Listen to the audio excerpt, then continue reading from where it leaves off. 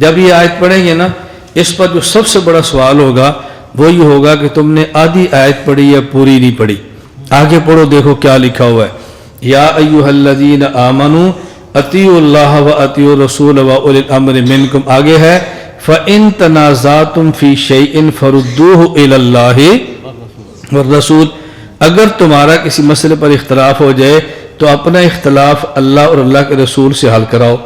کہتے ہیں دیکھو بات تو قرآن حدیث کی ہے، تم اگلی آیت تو پڑھ نہیں رہے۔ یہ بات اچھی طرح سمجھو، یا خطاب دو ہیں۔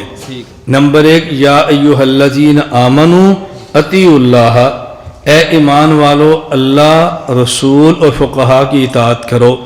دوسرا خطاب فَإِن تَنَازَعْتُمْ فِي شَيْءٍ فَرُدُّوهُ إِلَى اللَّهِ، اگر تمہارا کسی مسئلے میں جھگڑا ہو جائے تو پھر یہ اللہ اور اللہ کے رسول یعنی قرآن اور حدیث کی طرف رجوع کرو اور اس سے پھر اس اختلاف کا حل نکالو۔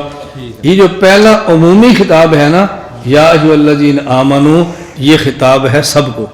اور جو آگے فرمایا نا فَإِن تَنَازَعْتُمْ فِي شَيْءٍ، کہ جب تمہارا اختلاف ہو جائے تو پھر قرآن حدیث سے حل کرنا، یہ اختلاف ہر بندے کو نہیں ہے، یہ اختلاف فقہا کو، یہ حکم ہر بندے کو نہیں، یہ حکم فقہا کو ہے۔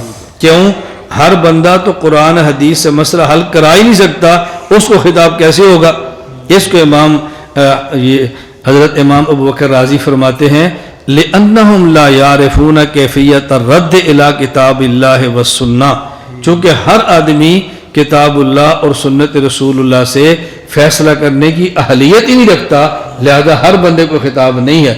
یہ بالکل ایسے ہی ہے کہ جیسے ہم کہیں بے اگر تمہارا کسی مسئلے میں اختلاف ہونا تو مفتیوں کے پاس جاؤ، اور اگر مفتیوں میں اختلاف ہو جائے تو پھر وہ مفتی جائیں گے قرآن حدیث کی طرف۔ تو یہ فرمایا کہ عام بندہ تو خدا مستوار فقہا سے بات پوچھے، اور فقہا میں اختلاف ہو جائے تو یہ بات قرآن کریم حدیث پاک سے حل فرمائے۔